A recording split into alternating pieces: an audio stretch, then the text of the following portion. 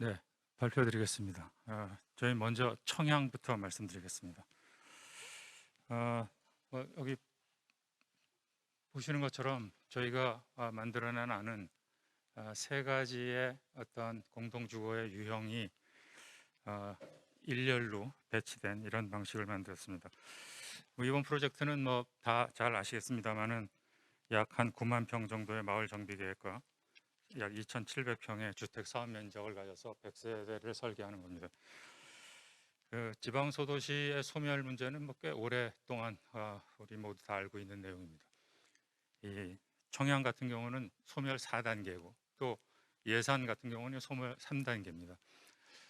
그래서 이 주택 사업을 통해 갖고 마을을 좀 활성화시키고자 하는 게 이번에 어떠한 계획이다 이렇게 판단을 하고 있고요. 청양 같은 경우는 그 주어져 있는 땅이 이 마을 정비 계획의 이게 끝자락에 붙어 있습니다. 그래서 끝자락에 약 2,700평이 붙어 있어서 거기에 국민임대 60세대, 영구임대 20세대, 행복주택 20세대를 설계하는 이런 프로젝트입니다. 뭐 전체적으로 보시면은 이 주어져 있는 과제들이 뭐 커뮤니티라든지 도시, 그다음에 경관, 또 공공시설과 연계, 주민과의 커뮤니티 뭐 이런 것들이 다 있는데 이 여기 보면 서정리 구층 석탑과의 관계를 좀 만들어라, 이게 하나 좀 다른 내용이다 하고 생각을 하고 있습니다.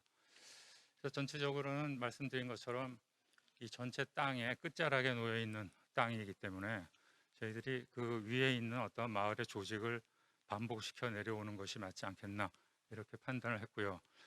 예산 같은 경우는 사실은 주어져 있는 땅이 전체 마을의 중앙에 있습니다. 그래서 그 중앙에 있는 것과 그 다음에 이 끝자락에 있는 거가 어떤 식의 마을과의 관계에서 좀 다른 모습을 보일 것 같다 이렇게 판단을 하고 시작을 했고요. 전체적으로는 이 마을을 만드는 것에서 동네를 만드는 이런 어떤 과제로서의 100세대 이렇게 판단했기 때문에 결국은 마을을 어떻게 만드느냐와 이 동네, 결국 100세대를 어떻게 만드느냐가 연동되어야 하는 프로젝트다 이렇게 판단을 하고 있습니다. 그래서 전체적으로 보면은 약 국민임대 이 50세대를 이런 매트형 구조로 만들었었고, 또 행복주택 약 30세대의 어떤 스텝형, 위로 올라갈수록 작은 평형이 쌓이는 것, 그 다음에 영구임대 20세대는 타워형으로 만들어서 결국 어떤 세 가지의 주거 유형이 이 땅 안에서 연동되는 이런 작업을 좀 진행을 했었고요. 특히 이 매트형 같은 경우가 이 전체 어떤 100세대 중에서 반을 차지하는 만큼 그 공간들을 활용해서 어떠한 식의 서울의 커뮤니티를 만드는 어떤 중심 공간으로 했으면 좋겠다 이런 생각을 했습니다.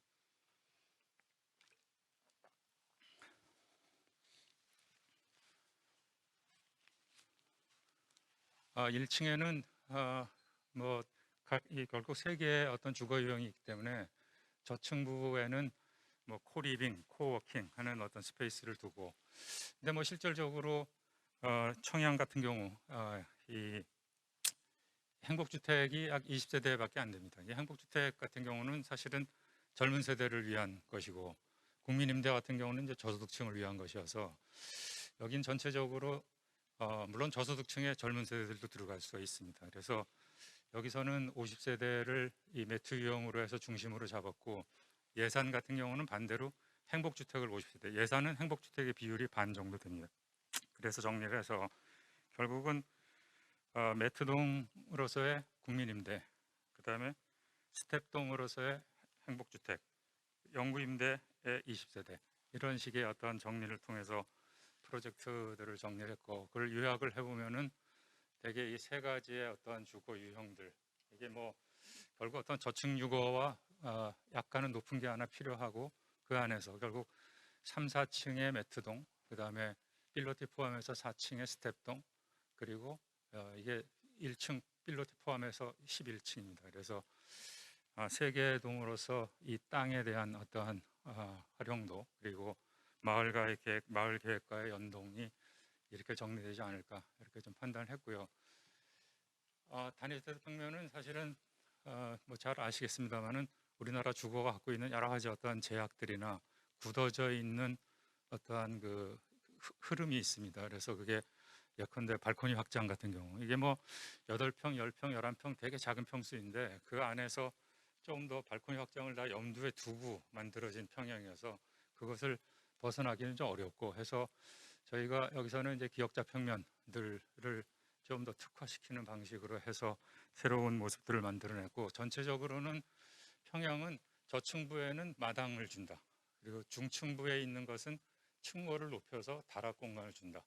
그리고 상층부에 놓이는 데는 결국 테라스를 활용을 한다. 해서 작은 평형이지만 외부 공간을 같이 활용할 수 있는 이런 방식들을 평면에서 특화를 시켰습니다. 보시는 것처럼 스텝동, 타워동, 또 그 안에서 기본 평면이 테라스가 붙는 방식, 또 복층이 붙는 방식, 또 발코니가 붙는 방식, 또 측면에 따라서 오프닝이 달라지는 방식을 통해서 평면의 형태는 여기서는 이 정도 그랬습니다만 훨씬 더 다양한 어떤 평면들로 해서 이게 이제 임대주택이기 때문에 한번 해볼 수 있는 어떠한 시도다라고 저는 판단했습니다.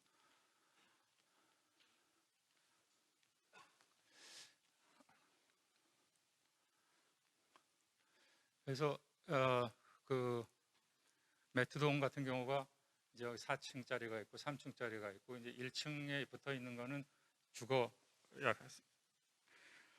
약자 세대를 위한 공간으로서 이제 1층에 다 집어넣고요.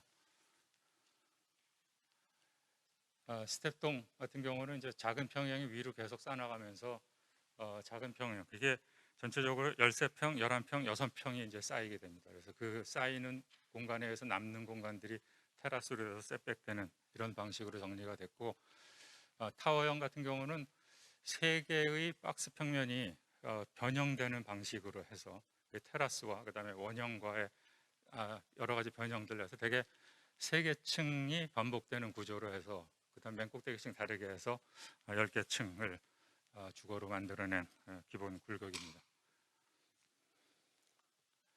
전체적인 인면들은 뭐 이게 뭐 비싼 어떤 주택이 아니기 때문에 일반적인 아파트 마감은 같이 쓴다. 대신 1층 같은 경우는 저희가 블랙 노출 콘크리트를 써서 조금 더 다른 모습들을 좀 주겠다 하는 생각으로 정리를 했습니다.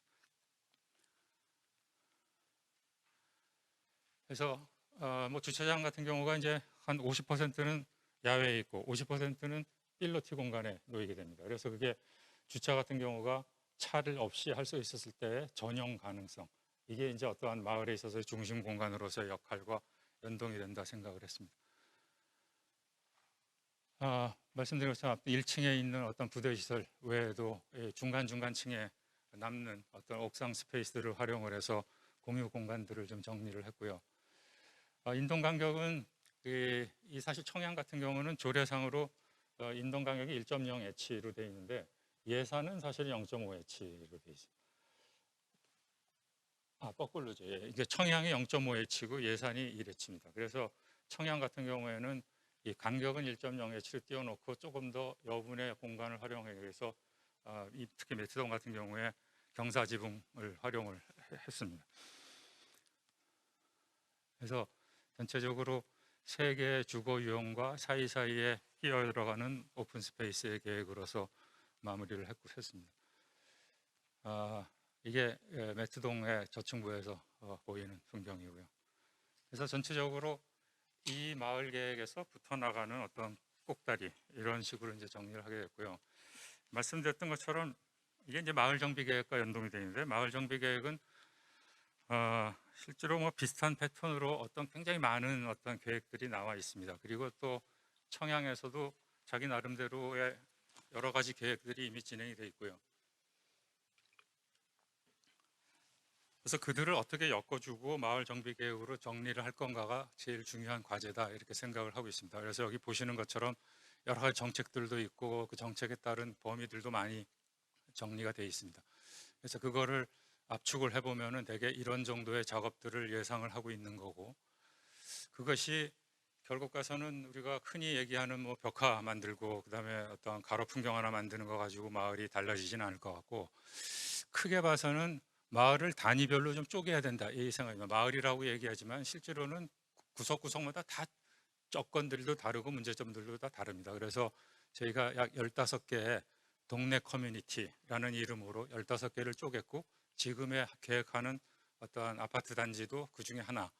그래서 거기에 따라서 어떤 경우는 좀 더 오픈 스페이스 중심으로 해야 되고 어떤 경우는 좀 더 생활 인프라 중심으로 해야 되고 그래서 그 역할들을 바꿔줘야 되는 것들이 계획에서 굉장히 중요한 것들이고 그래서 결국 선형의 전략과 노드의 전략 그다음에 여기에 뭐 여러 시설들이 많이 있습니다. 그래서 거점의 전략 그리고 전체 마을을 관통하는 어떤 쐐기 이 네 가지의 역할을 가지고 마을 전체를 구성하는 방식들이 가장 중요한 어떤 대안이다 이렇게 생각을 합니다.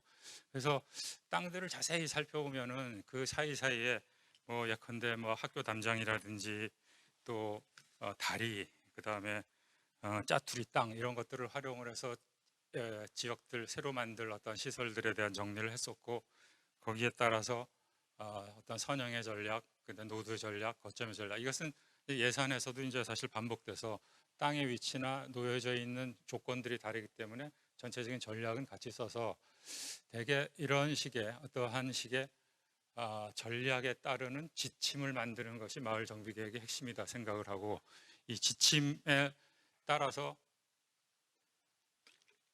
결과적으로는 소프트 계획이 사실은 훨씬 더 중요합니다. 그래서 하드 계획이 소프트 계획과 같이 움직일 수 있는 뭐랄까요 마을 건축가라는 사람이 하나 좀 있어서 이걸 전체적으로 시간을 길게 보면서 끌고 가줘야 되는 게 이 과제의 중심이다 이렇게 생각합니다.